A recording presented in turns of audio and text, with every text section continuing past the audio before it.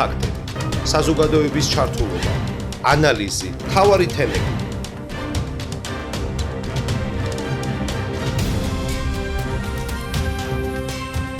საზოგადოებრივ პოლიტიკურ თოქ-შოუში თემა ნანა რობაქიძესთან ერთად. საღამო მშვიდობისა პირდაპირ ეთერშია საზოგადოებრივ პოლიტიკური თოქ-შოუ თემა მე ნანა რობაქიძე ვარ. წარმოგიდგენთ სტუდიაში მოწვეულ სტუმარს ქუთაისის მუნიციპალიტეტის საკრებულოს თავმჯდომარე გიორგი ჭიღვარია. ძალიან დიდი მადლობა ბატონ გიორგი მობრძანებისთვის. ჩვენ თქვენი ამ სტატუსით პირველად ხვდებით ერთმანეთს და ძალიან მინდოდა რომ ჩემი გადაცემის ბოლო გადაცემა დაგეგვირგვინებინათ და მოსახლეობისთვის მიგეწოდებინათ ის ინფორმაცია რომელიც მათ ვფიქრობ რომ აინტერესებთ. არასოდეს არ ამბობდით უარს როდესაც იყავით ქალაქის მერი ჩვენთან მოსვლაზე და ინფორმაციების გაზიარებაზე და იგივე გრძელდება დღესაც. კიდევ ერთხელ უღრმესი მადლობა. რა თქმა უნდა, 2025 წლის არჩევნების შეფასებას გთხოვთ პირველ რიგში, კიდევ განმეორდები და ვიტყვი რომ მანამდე არ შევხვედრივართ ერთმანეს და ნდობა რომელიც მოსახლეობამ გამოგიცხადათ. რამდენად მაღალია და რამდენად სტიმულის მომცემია ეს თქვენთვის. მოგესალმებით, პირველ რიგში მადლობას გიხდით მოწვევისთვის. მადლობა თქვენ. მოგესალმებით ჩვენს ტელემაყურებლებს, მინდა ვისარგებლო და წინასწარმეულოცო ჩვენს თანაქალაქელებს დამდევი გიშობა ახალი წელი. გიერთდებით. რაც შეეხება ადგილობრივ თვითმმართველობის არჩევნებს, ის შვიდ და სტაბილურ გარემოში ჩატარდა.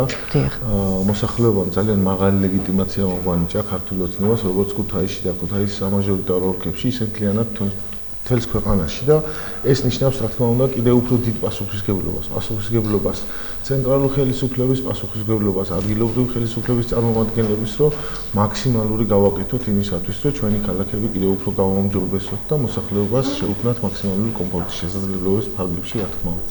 ეს არ არის იოლის საქმე, როდესაც ქუთაისის მერი ხარ წლების მანძილზე და შემდეგ უკვე საკრებულოს თავმჯდომარე ხდები, იმიტომ რომ ქუთაისი არ პატიობს არავის არაფერს და ფაქტია რომ თქვენ ძალიან დიდი ნდობა გაქვთ გამოცხადებული მოქალაქეების მხრიდან. კი ბატონო, მადლობა ამ ნდობისთვის, როგორც მე ისე ჩემი გუნდის სახელით ვიტყვი, ეს ნდობა არ არის მარტო ერთი პიროვნების, ეს ნდობა პირველ რიგში ქართული ოცნების დამსახურება და შემდეგ თითოეული პოლიტიკოსის, რომელიც ცენტრალურ ხელისუფლებიდან დაწყებული, ადგილობრივ ხელისუფლებაში ისინი ემსახურებიან წლებია ხალხს და კიდევ დარწმუნებული ვარ, რომ ძალიან ბევრ სიკეთეს მოუდარენ ჩვენს ქვეყანას. საკანონმდებლო ცვლილების შედეგად საკრებულოში გადანაწილება მოხდა, ასე ვთქვათ. თუ მანამდე 35 არ შემეშალოს, თუ მე-7 მოწვევის საკრებულოში 35 წევრი მუშაობდა, ამჯერად 25 წევრია, მაგრამ მაჟორიტარების რაოდენობა გაიზარდა.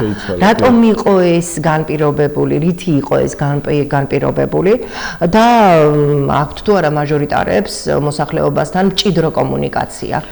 ძალიან კარგია რომ მაჟორიტარების რაოდენობა გაიზარდა. რატომ? პირველ რიგში, იმიტომ რომ უფრო მოსახლეობა ნაწილდება სამაჟორიტარო ოლქების მიხედვით და 10 მაჟორიტარი უფრო მეტად მოიტანს მოსახლეობის სათქმელს, ვიდრე 7, იმიტომ რომ მოსახლეობის რაოდენობის მიხედვით არის. ეს და ყოფილი 7-ს უფრო მეტი მოსახლეობა ყავდა სამაჟორიტაროში და 10 თავისთავად უფრო მეტი იქნება მაჟორიტარი და უფრო ნაკლებ მოსახლეობასთან მოუწევს მას კონტაქტი და მათი ამბების და პრობლემების მოტანა აღმასრულებელ ხელისუფლებამ. ესე იგი 35 წევრისაგან შედგებოდა მე-7 მოწვევის საკრებულო, ეხლა მე-8 მოწვევის არის 25 წევრი და აქედან 22 წევრი ქართულმა ოცნებამ შეიყვანა ადგილობრივ თვითმმართველობის არჩევნებში წარმატების მოპოვების შედეგად და ყავს ასევე 10 მაჟორიტარი, როგორც აღვნიშნეთ. მაჟორიტარები ყოველ კვირაში ერთხელ ადგილობრივ მუნიციპალიტეტში მერის წარმომადგენლებთან ერთად ხვდებიან ადმინისტრაციულ ერთეულებში, დიახ, ხვდებიან მოსახლეობას მათთან ერთად იღებენ მათგან არსებულ პრობლემებს თუ რა ჭირდებათ და შემდეგ მოაქვთ აღმასრულებელ ხელისუფლებასთან საკრებულოსთან და აღმასრულებელ ხელისუფლების წინაშე ვაყენებთ საკითხებს, რომ ეს პრობლემები გადაჭრილი იქნას. ისინი ასევე აქტიურად მოძრაობენ თავთავიან სამაჟორიტაროში მიმდინარე პროექტებთან დაკავშირებით, რადგან უფრო მეტად იყვნენ ჩახედულები თუ რა ხდება, რა კეთდება და მოსახლეობის მიხედვით შემდეგ არსებული პრობლემები კიდევ ერთხელ მოიტანონ ჩვენამდე. ასევე თვითონ მაჟორიტარების და საკრებულოს წევრებიც აქტიურად მუშაობენ ყოველდღიურ რეჟიმში. საკრებულოში მოგეხსენებათ 5 კომისია მუშაობს სხვადასხვა მიმართულებებით და ამ კომისიაში ისინი ყოველდღიურად გადიან მნიშვნელოვან საკითხებს, რომელიც აუცილებელია თვითმმართველობის წარმატებულად მუშაობისათვის.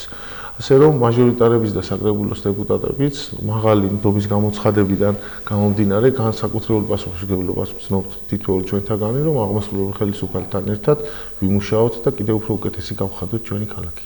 ძალიან მნიშვნელოვანია ეს კომუნიკაცია, დარწმუნებული ვარ, რომ ასეც გაგრძელდება და იმედს ვიქონიებთ, რომ ასე გაგრძელდება. დიახ. რაც შეეხება საკრებულოს მიერ ბიუჯეტის განხილვას, ეს არის ერთ-ერთი მთავარი დოკუმენტი, არა მხოლოდ ქუთაისის მუნიციპალიტეტისთვის, ზოგადად ყველა მუნიციპალიტეტისთვის და ყოველთვის არის მცდელობა იმისა, რომ რაც შეიძლება მეტი პრობლემის მოგვარების შესახებ იყოს შეტანილი განაცხადი აი ამ ბიუჯეტში და იყოს გაწერილი ის თანხები, რაც აუცილებელია იგივე მოსახლეობის მხრიდან, რაც გაქვთ წინასაარჩევნოდ დაკვეთა, აი ამ საკითხების მოსაგვარებლად. როგორც არ იმართა აი ეს ბიუჯეტზე მუშაობა, იყო თუ არა თავშუათ დავა, იგივე რა შენიშვნები ქონდა წარმომადგენლობით ორგანოს, გაითვალისწინა თუ არა ეს აღმასრულებელმა ორგანომ და ჩვენ საკრებულოს აი ბიუჯეტის განხილვამდე მივიღეთ ინფორმაცია და ეს არაერთხელ გაჟღერდა, რომ ქუთაისის ბიუჯეტმა მოიმატა და ეს დაფინანსება მივიღეთ ცენტრალური ხელისუფლების მხრიდან. ამაზეც გითხარით ბატონ გიორგი, რამდენით გაიზარდა და ზოგადად აი ამ ბიუჯეტთან დაკავშირებით თქვენ ცოტა აღნიშნო, რომ ხვალ ვიღებთ ქალაქის მთავარ დოკუმენტს 2026 წლის ბიუჯეტს, რომელიც 125 მილიონამდე არის გაზრდილი, ფაქტობრივად 8 მილიონზე მეტით იზრდება ამ ეტაპზე, თუმცა წლის განმავლობაში ამ გაზრდას ჩვენ ცენტრალური ხელისუფლების დახმარებით კიდევ ველოდებით. ეხლა გვაქვს 125 მილიონი და როგორც აღნიშნეთ, 8 მილიონით იზრდება და რას გვაძლევს ეს 8 მილიონი უფრო მეტ ინფრასტრუქტურულ პროექტს და ასევე მნიშვნელოვან სოციალურ პროგრამებს, რომლებიც შესწავლა მიმდინარეობდა და რომელიც კარგად მუშაობს, მასზე თანხების კიდევ დამატება ხდება, რომელიც მოსახლეობისთვის უფრო მეტად საჭირო არის, იმაზე უფრო მეტ პრიორიტეტს ვაკეთებთ, რა თქმა უნდა. როდესაც პირველად შემოიტანა აღმასრულებელ ხელისუფლებამ ბიუჯეტი, შესაბამისმა კომისიებმა იმუშავეს და წარუდგინეთ ჩვენი შეხედულებები და შენიშვნები, ნუ აქ იყო პროგრამების დაფინანსება, პროექტების განხორციელება, რაც რა თქმა უნდა აღმასრულებელთან ერთად შემდეგ მუშაობის პროცესში გათვალისწინებული იქნა. ეხლა უკვე საბოლოოდ როგორც აღნიშნეთ, ხვალ ვამტკიცებთ ბიუჯეტს და აქედან გამომდინარე კიდევ იმასაც ვამბობ, რომ აუცილებლად გაიზრდება ეს ბიუჯეტი 125 მილიონზე მეტი იქნება წლის განმავლობაში, იმიტომ რომ ცენტრალურ ხელისუფლებიდან კიდევ გვაქვს იქნება კიდევ წამოსული თანხები, რომელიც ჩვენ ბიუჯეტს გაზრდის და რა თქმა უნდა, ეს ჩვენი პასუხისმგებლობაა შემდეგ, რომ ეს ყველაფერი სწორად განაწილდეს და მივიდეს ეს სიკეთეები მოსახლეობამდე. ანუ წერტილდასმული ჯერჯერობით ბიუჯეტი არ არის ის პრობლემებიც, რომელიც აშკარად არსებობს ყველა ქალაქში და რა თქმა უნდა ქუთაისშიც, შესაძლებელია ეტაპობრივად მოგვარდეს, თუ ამ ეტაპზე არ არის დაუშვათ ყველა საკითხზე ყურადღება მიქცეული, როგორც თქვენ აღნიშნეთ, მომავალი წლიდან გაზრდილი ბიუჯეტის ხარჯზე უფრო მეტი ყურადღება. მოგხსენებათ, რომ ძალიან რთულია. მე როდესაც მერი გავხდი, 50 მილიონი ქონდა ქუთაისის ბიუჯეტი და ძალიან გვიჭირდა მაშინ და საუბრობდით ჩვენ ამ თემებზე. 125 მილიონზე ავედით, ეს ძალიან მნიშვნელოვანია, მაგრამ აუცილებელია კიდევ ბევრი შრომა, რომ კიდევ გაიზარდოს და ქალაქში არსებული პრობლემები, რა თქმა უნდა, ცენტრალურ ხელისუფლებასთან დახმარებით, იმიტომ რომ ისინი საკმაოდ დიდ დახმარებებს გვიწევენ და ვისაუბრეთ შემდეგში ჩვენ მათ მიერ განხორციელებულ მიმდინარე და განსახორციელებულ პროექტებზე ქალაქში, აუცილებელია, რომ იმიტომ რომ ძალიან ბევრი პრობლემები არის დაგროვებული ქალაქში, ეს თავისთავად ჩვენ პრიორიტეტების მიხედვით ირჩევა თუ რა უნდა გაკეთდეს, რომელი უნდა გაკეთდეს, მაგრამ რაც თავარია ცენტრალური ხელისუფლების დახმარების იმედი გვაქვს და ძალიან მნიშვნელოვან პრობლემებს გადავჭრით მიმდინარე წელსაც, რომელსაც წელს ვერ მომახერხებთ, აუცილებლად 27-ში გავითვალისწინებთ და ვერწმუნეთ, რომ 27-ში კიდევ უფრო გაიზრდება ქუთაისის ბიუჯეტი, იმიტომ რომ ეს სწორი აღმავალი პროცესი არის და რაც არ უნდა შეწყდეს. ძალიან კარგი, მე ახლა მოსახლეობას მინდა მიმართო. თქვენ შეგიძლიათ კომუნიკაცია, მჭიდრო კომუნიკაცია გქონდეთ ადგილობრივ თვითმმართველობასთან, ძვირფასო ტელემაყურებლებო, ასევე ადმინისტრაციული ერთეულების წარმომადგენლებთან, მიიტანოთ თქვენი სადკივარი, რაზეც საუბრობდით წინასაარჩევნოდ და დარწმუნებული ვარ, რომ ჯერ არ არის მოგვარებული ეს საკითხები და განხილვის ფონზე უკვე თუ კი ამ ეტაპზე არ არის ჩასმული სხვადასხვა საკითხის მოგვარება, აუცილებლად გაითვალისწინებენ, როგორც ბატონმა გიორგიმ აღნიშნა ახლა ჩვენთან საუბარში. პროექტები, მნიშვნელოვანი პროექტები, რაც ქუთაისში უნდა განხორციელდეს. ჩვენ ვიცით დავუშვათ იმ პროექტების შესახებაც, რომელიც ხორციელდებოდა თქვენი მერად ყოფნის პერიოდში. ნუ ერთ-ერთი მთავარი პროექტი იყო მაშინ ოღასკურის საკითხი, რომლის გადაჭრაც მოხდა და საკმაოდ რთული იყო ამ საკითხის გადაჭრა. დიდი სამუშაოები ჩატარდა. რა ეტაპზეა ახლა თუ გაქვთ მოკითხული და რამდენიმე ეტაპად დაიყო ოღასკურის საკითხი იმ პერიოდში, ეხლა ამ წუთში მეხუთე უბანი კეთდება, ოღასკურის მისი რეაბილიტაცია ხდება და ამის შემდეგ რჩება სათავის მხარე მხოლოდ და ისიც რა თქმა უნდა გაკეთდება აუცილებლად. წლევანდელი რეაბილიტაცია 5 მილიონამდე უჯდება, მეხუთე უბნის რეაბილიტაცია, ასევე აქ გათვალისწინებულია მოსახლეობისთვის გადასასვლელი ხიდიც, მცირე ხიდიც ამ პროექტთან ერთად, რა თქმა უნდა, იმიტომ რომ აუცილებელია იქ როდესაც ეს მოპირკეთების სამუშაოები შესრულდება, მოსახლეობის კომფორტისთვის აუცილებელია, რომ ხიდით გადავიდნენ და ისარგებლონ ამითი, რომ ტერიტორიასთან ალბათ კიდევ უფრო მეტად წვიმიან ამინდებში. რა თქმა უნდა, წვიმიან ამინდებში ოღასკური ერთ-ერთი მთავარი პრობლემის მომტანი იყო და ატყოროებს იწვევდა და ეს საკითხი ფაქტიურად უკვე გადაჭრილი არის. ეს მეხუთე უბანიც როდესაც გაკეთდება, სათავის მხარე რჩება და მოგეხსენებათ, სათავის მხარეში იმხელა პრობლემური არ არის, როგორც უკვე ბოლოსკენ, რადგან მდინარე შენაერთებით იზრდება. ასევე მნიშვნელოვანი პროექტები არის, რასაც განახორციელებს თვითმმართველობა, ეს ეხება სპორტულ მოედნებს, ეს ეხება სკვერებს, ეს ეხება სანიაღვრეებს, ეს ეხება საფრენ კედლებს, ყველა მიმართულებით ხორციელდება პროექტები, ასევე საქალაქო გზები, შიდა საუბნო გზები, ესენი ყველაფერი გათვალისწინებული არის. ასევე მნიშვნელოვანი არის სანიაღვრე სისტემა, როგორც აღვნიშნეთ, ესეც წვიმიანობის დროს სერიოზულ პრობლემებს ქმნის. საკმაოდ ბევრი პრობლემა არის ამ მიმართულებითაც და თვითმმართველობა აქტიურად მუშაობს, რომ ეტაპობრივად გადაიჭრას ეს საკითხი, იმიტომ რომ ერთიანად ყველა ფიზიკურად არაერთხელ მოგმართა პირადად მე და ჩვენს გადაცემაში. ჩვენთანაც ძალიან კარგია რომ საუბრობთ ამის შესახებ. მიმართულებით მუშაობთ. ასევე არჩევნებზე წამოიწია კიდევ ტრანსპორტის საკითხმა. მუნიციპალიტეტმა იცით გადაჭრა მნიშვნელოვანი საკითხი, რომ მუნიციპალური ტრანსპორტი ყავს დღეს, მაგრამ ეს ტრანსპორტი უკვე არ ყოფნის მოსახლეობის მგზავრობის მომსახურებას. ამიტომ შეძენილი იქნება ახალი სატრანსპორტო საშუალებები, რომლებიც მოგცემს იმის საშუალებას, რომ არსებულ ხაზებში ჩაემატოს კიდევ მანქანები, რათა მოსახლეობას დიდხანს არ მოუწიოს ცდა და ასევე ახალი სვლაგეზები. კი ბატონო, და ასევე ახალი სვლაგეზებია გასაკეთებელი, მაგალითად აღმაშენებელზე თუნდაც და ბევრი ადგილია, სადაც უნდა დაემატოს კიდევ, რომ მოსახლეობა უფრო მეტად დაფაროს, მოსახლეობის ანუ სივრცემ უფრო მეტად ავითვისოთ, რომ მოსახლეობისთვის უფრო მეტი კომფორტი იყოს შექმნილი და ესეც განსაკუთრებით მნიშვნელოვანია, რომ ამის შესყიდვას ახორციელებს მირიამ მომავალ წელს. რადგანაც ტრანსპორტ შეეხეთ და ერთ-ერთი მნიშვნელოვანი თემა, კი ბატონო, როგორც აღნიშნეთ, აუცილებლად უნდა გკითხოთ შეზღუდული შესაძლებლობის მქონე პირთათვის სპეციალური ტრანსპორტის შესახებ, იგეგმება თუ არა უახლოეს მომავალში მათთვის აი ამ ტრანსპორტის გამოყოფა და მუნიციპალური სახის მიღება. კი ბატონო, კი, რა თქმა უნდა, მაგაზეც მიდის მსჯელობა და გათვლა თუ როგორი იქნება ეს ტრანსპორტო საშუალება, რომელიც ასეთ ადამიანებს მოემსახურება, იმიტომ რომ ისინი ჩვენი თანამოქალაქეები არიან და ჩვენ ვალდებულები ვართ, რომ მათ სრულფასოვანი გარემო შევუქმნათ. ამიტომ ამაზეც აქტიურად მიმდინარეობს მსჯელობა, მუშაობა, თუ როგორი ტიპის უნდა იყოს, რა სიდიდე რა უნდა კონდეს, აი ეს პროცესები არის დასათვლელი და ფაქტია რომ სიცოცხლებთან არის დაკავშირებული, მაგრამ არ წარმოადგენს აუცილებლობას. მნიშვნელოვანია და აუცილებელია, რა თქმა უნდა, იმიტომ რომ ჩვენ სრულფასოვანი თანამოქალაქეები არიან და ჩვენ ვალდებულები ვართ ყველა თანამოქალაქის მიმართ ერთობლივად ეს სერვისები განახორციელოს. რაც უფრო მეტ ვიყოთ მორგები. დიახ, ამ თემებზე მით უფრო მეტად იკვეთება აღნიშნული პრობლემები და მოგვარებაზეც ზრუნვა უფრო იზრდება. მე მახსოვს პანდუსების თემა, რომელიც საერთოდ არ არსებობდა ქუთაისში, მაგრამ დღეს უკვე შეგვიძლია ვთქვათ, რომ აი მნიშვნელოვან ადგილებში, სადაც აუცილებელია, ყველგან აუცილებელია.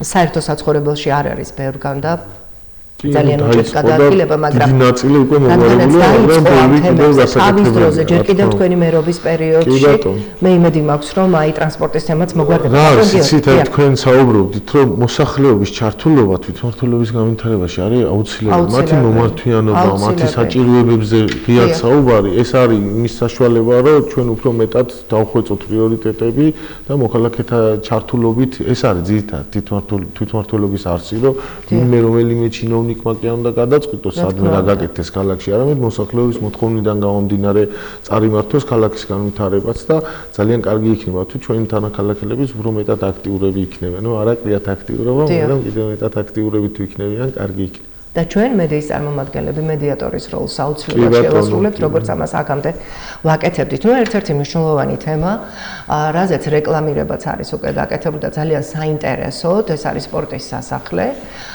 გამწვანება, თქვენ უფრო კარგად რეკრეაციული ზონები და ასე შემდეგ.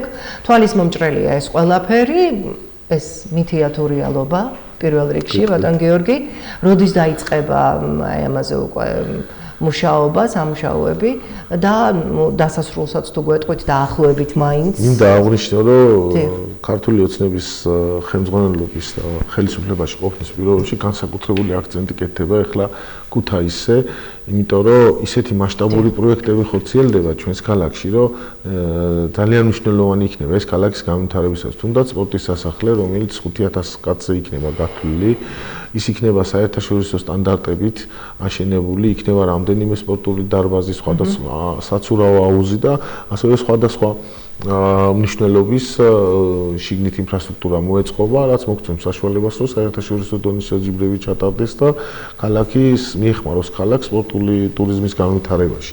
ასევე მნიშვნელოვანია მის გვერდით წარმოედგინეთ მასშტაბი დაახლოებით 70 ჰექტარამდე ტერიტორიაზე ეწყობა დიდი მოსასვენებელი პარკი, რომელშიც გაკეთდება ხელოვნური ტბები, ველობილიკები, ადამიანის სასეირნო და დასასვენებელი ადგილები და ასე შემდეგ. ეს რა თქმა უნდა ქუთაისისთვის მართლა ახალი სიცოცხლის მიცემი იქნება, იმიტომ რომ ამხელა რეკრეაციული ადგილი თავისი ხეებით, მცენარეებით და ასე შემდეგ, რა თქმა უნდა, კიდევ უფრო მეტად გააჯანსაღებს ქალაქის ხაერს.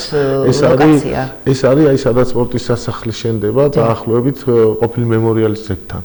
მაგ ადგილას უკანა მხარეს წყალტუბოს მუნიციპალიტეტის საზღვრამდე, ვიცით არის დიდი ტერიტორია, ჭაობები, ისეთი ადგილებია, რომ განაშენიანებულიც არ არის, ხეც არ არის იქ და აქ ასეთი მასშტაბის სკვერის გაკეთება ჩვენ. ასევე ვიცით რომ აქ არის საცურაო აუზი, რომელსაც საფუძველით თქვენი მერობის პერიოდში საცურაო აუზი ცენტრალური ხელისუფლების დახმარებით გაკეთდა პირველ რიგში, რა თქმა უნდა. და ფაქტიურად ეს ადგილი ახალ ძალას, ანუ ახალ ენერგიას მოუკრებს ქალაქს, იმიტომ რომ ისე ვითარდება, რომ ძალიან მნიშვნელოვანი იქნება ჩვენი ქალაქისათვის. ასევე მინდა აღვნიშნო მასშტაბური პროექტი, რომელსაც ცენტრალური ხელისუფლება, მუნიციპალური განვითარების ფონდი და აკეთებს, ეს არის ბიბლიოთეკა. ჩვენ ვიცით, რომ ისტორიული ბიბლიოთეკის შენობა გვაქვს, რომელიც ძალიან რთული რეაბილიტაცია ჩასატარებილა, ძალიან რთული იყო ჩვენი ბიუჯეტიდან გამომდინარე და ამას ინფრასტრუქტურის სამინისტრო ცენტრალურ ხელისუფლებასთან ერთად გვიკეთებს და ძალიან მნიშვნელოვანია ქალაქისთვის, იმიტომ რომ ბიბლიოთეკაც ქალაქის ერთ-ერთი სახეა მოგეხსენებათ და საინტერესო შეინარჩუნებს თუ არა იგივე ადგილს. რა თქმა უნდა, კი, იგივე ადგილს ინარჩუნებს.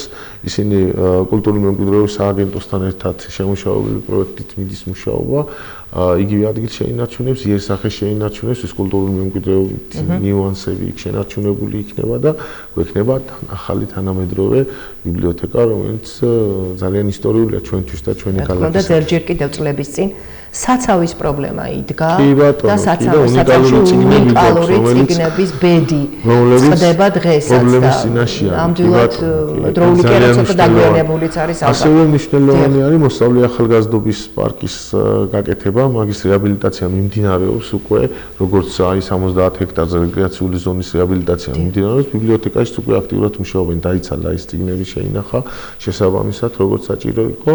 და აქაც უკვე აქტიურად მიდის მუშაობა. ანუ მოსწავლე ახალგაზრდობის პარკიც მნიშვნელოვანია, იმიტომ რომ ისეთ ადგილას არის, რომ აი მან არსებული გამწვანება სერიოზულ როლს თამაშობს ქალაქში ჯანსაღაერის შენარჩუნებაში. და ისედაც ჩვენი ახალგაზრდებისთვის აუცილებელი იყო მაგ პარკის განახლება და ესე ცენტრალური ხელისუფლების თაოსნობით და მათი დახმარებით მიმდინარეობს. ასევე მნიშვნელოვანია ტურისტული კუთხით ნიუპორტის ქუჩის სრული რეაბილიტაციას გეგმავს ინფრასტრუქტურის სამინისტრო, ასევე რამდენიმე მიმდებარე ქუჩა, ანუ ფაქტიურად ქალაქის ცენტრის სრული რეაბილიტაცია მიდის გრძელდება და ეს ყველაფერი ცენტრალური ხელისუფლების დახმარებით ხდება, იმიტომ რომ ქუთაისის ბიუჯეტი ამას ვერ შეძლებდა. ეს კოლოსალური თანხებია, რაზეც ჩვენ ახლა ვსაუბრობთ, მაგრამ მნიშვნელოვანია ის, რომ ქალაქი ვითარდება და ჩვენი ქალაქი ნელ-ნელა თავის ანუ აი როდესაც პრემიერი საუბრობს მაგალითად რომ არის სტუდენტური ქალაქი უნდა გახდეს ქუთაისი თავისი ფუნქცია უნდა ქონდეს ქუთაის მაგალითად კომუნისტური რეჟიმის დროს ჩვენ მიგვაჩვიეს იმას რომ ქუთაისი იყო ინდუსტრიის განვითარების ქალაქი მაგრამ ქუთაისი რეალურად საქართველოს ისტორიისათვის რაც ყველაზე მნიშვნელოვანი არის ქუთაისის ტიტული არის როგორც საქართველოს გაერთიანების სიმბოლო ბაგრატის ტაძრის ყოფნა ჩვენს ქალაქში და ასევე დიდი კულტურული დონორი მთელი საქართველოსათვის რა აქ კერები კულტურის კერები ძალიან მნიშვნელოვანი იყო და დიდ როლს თამაშობდა ჩვენი ქვეყნის დამოუკიდებლობის მოპოვებაში თავის დროზე 1918 წელს როცა ქვეყანწელებზე აღარ განვაგრძობდათ შევსწავლთ მოკლედ ქუთაისის ისტორიული ჩამოწერა საპარლამენტო შემდეგ საუნივერსიტეტო თუმცა მაინც გვაქვს ალბათ ისეთი რამ გასაკეთებელი რომ ახალგაზრდების შევინარჩუნოთ არის თავისი კულტურული ფუნქცია დაიკავოს ქუთაისმა და ამ მიმართულებით ცენტრალურ ხელისუფლებამ განსაკუთრებულად გვეხმარება ბატონო სტუდენტების კიდევ საუნივერსიტეტო ქალაქის კიდევ მეტად გააქტიურება ეს ახალგაზრდებს შემოიყვანს ჩვენს ქალაქში რაც მნიშვნელოვანი და ახალგაზრდები არის ჩვენი ქალაქიდან მით უმეტეს დედაქალაქში და საზღვარგარეთ კი ბატონო ეგრე არის გიორგი, ბოტანიკური ბაღის შესახებ არ გითქვამთ არაფერი. ერთ-ერთი ღირსშესანიშნავი ადგილია ქუთაისში, რომელიც გამოანათებს პერიოდულად, მაგრამ მაინც ვფიქრობთ, რომ ჭირდება რაღაც მიხმარება და კიდევ უფრო თვალსაჩინო რომ გახდეს და ტურისტული თვალსაზრისით. რა თქმა უნდა, ძალიან მნიშვნელოვანი როლს თამაშობს დღესაც ტურისტული თვალსაზრისით, ასევე მნიშვნელოვანი ნარგავები და ხემცენარეებია ბოტანიკურ ბაღში, მაგრამ მიმართულებითაც იგეგმება მცირე სარეაბილიტაციო სამუშაოები, ასევე ბოტანიკურ ბაღს ცალკე გაერთიანებად ჩამოყალიბდა და მან შეუერთეს აი მოსწავლე ახალგაზრდობის პარკით დღეს ბოტანიკურ ბაღს ეკუთვნის და აქედან გამომდინარე მაგ მიმართულებით, როგორც არის გამწვანების განვითარების კუთხით ქალაქში ბოტანიკური ბაღის არსებობა ძალიან ბევრ რამეს გვეუბნება ჩვენ და ამიტომ მაქსიმალურად ხელი უნდა შეუწყოთ და ამ მიმართულებითაც არის რაღაც გეგმები, თუმცა ასეთი მასშტაბური მშენებლობები ახლა რაც მაგალითად მოსწავლე ახალგაზრდობის პარკში წელს ბოტანიკურ ბაღში არის გეგმება, მაგრამ აუცილებელია რომ იქაც რაღაც მნიშვნელოვანი საკითხები წამოიწიოს და შემდეგ გადაიჭრას. ქუთაისელების ერთ-ერთი მთავარი მოთხოვნა არის ქუთაისის ავთენტურობის შენარჩუნება, იმ დაბალი სახლების, აი სახლი რასაც ქვია, იმის შენარჩუნება, განსაკუთრებით ქალაქის ცენტრში. მესმის რომ უნდა გაიზარდოს ქალაქი, უნდა შეიქმნას სამუშაო ადგილები, უნდა აშენდეს სახლები, მაგრამ ავთენტურობასაც ალბათ დიდი მნიშვნელობა აქვს. გეთანხმებით და ჩემი მერობის პერიოდშიც მაგაზე სულ ძალიან ისე ვიყავით ჩვენ, რომ აუცილებელია ქუთაისმა თავის ავთენტურობა შეინარჩუნოს, ცენტრი უნდა შენარჩუნებული იქნას, იმიტომ რომ დღეს ვინც არ უნდა ჩამოვიდეს ტურისტი ოდნავ ვინც ახლოს არის არქიტექტურასთან ამ მიმართულებით, ამას ყოველთვის აღნიშნავს, რომ ქუთაისი არის სახეშენარჩუნებული ქალაქი ამ კუთხით და ეს აუცილებლად უნდა გაგრძელდეს, ამას ჩვენ ყველა მივესალმებით. შესაძლებელია მაღალსართულიანი კორპუსების სახლების განთავსება შედარებით გარეუბნებში, რათა ქალაქი, ისტორიული ქალაქი და ის ცენტრი და ის ბაგრატის ტაძრის ხედი რო ბევრი წერტილიდან ჩანს, ესენი არ უნდა დაიმალოს, იმიტომ რომ ეს არის ქუთაისის მნიშვნელოვანი სახე და ეს აუცილებლად თვითმმართველობა ამის სადარაჯოზე ყოველთვის იქნება. მიუხედავად აღმშენებლობისა, ახლა იგივე სახლებს გულისხმობ და ახალი სახლები ბევრი დავინახეთ ჩვენ საერთო საცხოვრებელს გულისხმობ, რა თქმა უნდა, შენარჩუნებულია ძველი საერთო საცხოვრებლები. მესმის რომ გაკეთდა მოპირკეთება გასულ წელს, ჩატარდა რიგი სამუშაოების, ხარისხის შესახებ ალბათ თქვენ უფრო ისაუბრებთ, მაგრამ ერთ-ერთი პრობლემად რჩება ასევე ლიფტები, მით უმეტეს მაღალსართულიან სახლებში. იცით რა, მე ისიც მახსოვს ადრეულ წლებში და ალბათ ეს საშიშროება დღესაც დგას, როდესაც ადამიანს ეშინია ლიფტში შესვლის. დიახ, იმიტომ არ იცის რა მოხდება. ჩვენ ქალაქის საერთო საცხოვრებელი სახლების ნომერ პირველი პრობლემა არის ეს ლიფტების პრობლემა, იმიტომ რომ საკმაოდ მოძველებულები არის კი ბატონო და ამიტომ რადგან პრიორიტეტია თვითმმართველობას ქალაქის მერიას ამ მიმართულებით აქტიურად მუშაობს და ფაქტიურად წლევანდელ წელს და ალბათ 27 წლისათვის ჩვენ გეგმავთ რომ მოვიცვათ ყველა სახლი, რომ თანამედროვე ტიპის ლიფტები დაყენდეს ყველგან, რადგან ეს მოსახლეობის უსაფრთხოებას პირველ რიგში უსაფრთხოებაზე არის რისკის ქვეშ დგება და ამიტომ ეს თვითმმართველობას პრიორიტეტად აქვს ეს საკითხი დაყენებული. რამდენიმე შეიცვალა მიმდინარე წელს, მომავალ წელს არის დაგეგმილი და შესაძლოა 2027 წელშიც გადავიდეთ, თუმცა თვითმმართველობის პრიორიტეტია, რომ ყველა საერთო საცხოვრებელ ბინაში ლიფტი უნდა შეიცვალოს და დაყენდეს თანამედროვე ლიფტი და ამ მიმართულებით აქტიურად მუშაობთ და ეს ბიუჯეტშიც ასახული არის. გასაგები, ანუ ეს არის პრიორიტეტი, მაგრამ ასევე რიგი სადარბაზოები, მიუხედავად იმისა, რომ იყო პერიოდი, როდესაც სადარბაზოებში კეთდებოდა სხვადასხვა სარემონტო სამუშაოები და ამას დიდწილად აფინანსებდა ადგილობრივი თვითმმართველობა ბიუჯეტს გულისხმობ, რა თქმა უნდა, გაგრძელდება თუ არა ანალოგიური თანადაფინანსება. ბევრი სკეპტიკურად შეხვდა და მაშინ არ გააკეთეს. აუცილებელი არის, რომ ამ შემთხვევაში მუშაობდეს თანადაფინანსება, ამიტომ არის მოსახლეობის ჩართულობა აუცილებელი. თანადაფინანსების შემთხვევაში შეუძლია უკვე თვითმმართველობა ცოტა შიგნით შეიწიოს საცხოვრებელ სახლებში, ანუ უშუალოდ კერძო საკუთრებასთან ახლოს მივდივართ ამ შემთხვევაში, ხო, იმიტომ რომ სადარბაზო მაინც შიდასივრცეა იმ მოსახლეების, ვინც იქ ცხოვრობენ. თუმცა თანადაფინანსების შემთხვევაში ეს შეიძლება და საჭირო არის მოსახლეობის მომართვა, რა თქმა უნდა, და ჩვენ ამ კუთხით აუცილებლად ვიმუშავებთ, იმიტომ რომ მოსახლეობის ჩართულობა და ეს თანადაფინანსება მიუხედავად იმისა, რომ მიზერული 5% მაგალითისთვის ვამბობ, უნდა შემოსულიყო მოსახლეობა, ეს ძალიან კარგი არის, რომ ერთობლივი პროექტის განხორციელება მნიშვნელოვანია, რათა ერთად ვიზრუნოთ ჩვენს ქალაქს. ასევე ძალიან ბევრი საცხოვრებელი სახლის ფასადები კეთია, მაგალითად, გამსახურდიას გამზირზე 2 მილიონის ფასადების რეაბილიტაცია იგეგმება. ჭავჭავაძეზე თითქმის მთლიანად იგეგმება ფასადების რეაბილიტაცია. და ბევრი რამ მოსახლეობასთან შეთანხმებით კეთდება. რა თქმა უნდა, ეს მოსახლეობის მოთხოვნებიდან გამომდინარე არის, ადმინისტრაციული ერთეულების მერის წარმომადგენლებთან მერთან დაყენებული, მაჟორიტარებთან დაყენებული საკითხებია, როცა მოსახლეობას ხვდებოდით უშუალოდ ბატონი დავითი, ასევე მაჟორიტარები, იქ წამოწეული საკითხებია, რომლებიც პრიორიტეტად არის დაყენებული და აქედან გამომდინარე მოსახლეობა როცა მოგმართავს, სადაც უფრო რა თემაზეც მეტი მომართვიანობა, აუცილებლად ის მიმართულება უნდა იყოს პრიორიტეტული. გასაგებია, მე რაც შეიძლებოდა მეტი პრობლემის შესახებ მინდოდა საუბარი და თქვენ არ გაეკეცით არც ერთ თემას. მესმის რომ ბევრი ვისაუბრეთ, მაგრამ იმედია მომავალ წელს აუცილებლად შევხვდებით ერთმანეთს და აუცილებლად განვაგრძობთ ამ თემებზე საუბარს და უკვე შედეგდადებულ თემებზეც, იმიტომ რომ ესაც არის მნიშვნელოვანი დავანახოთ ჩვენს მოსახლეობას თუ რა გაკეთდა გარკვეული პერიოდის მანძილზე და ის რაზეც საუბრობდა ბატონი გიორგი იყო მითითუ რეალობა. ბატონ გიორგი, შეგიძლიათ მიმართოთ ჩვენს მოსახლეობას გადაცემის ბოლოს, იმიტომ რომ ფაქტობრივად ვასრულებთ დღევანდელ გადაცემას.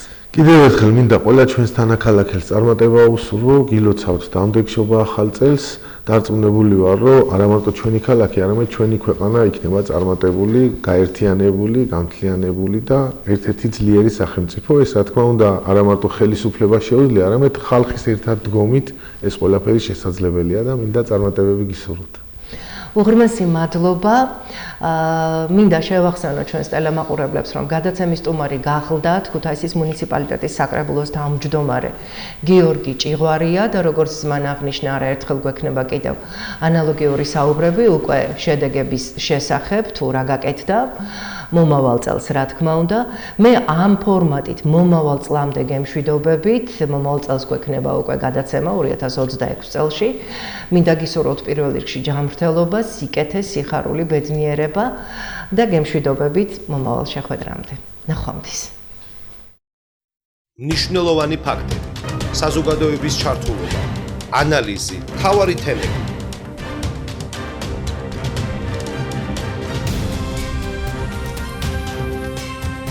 საზოგადოებრივ პოლიტიკურ თოქ-შოუში თემა ნანა რობაქიძესთან ერთად. ნაწარმოები შეიცავს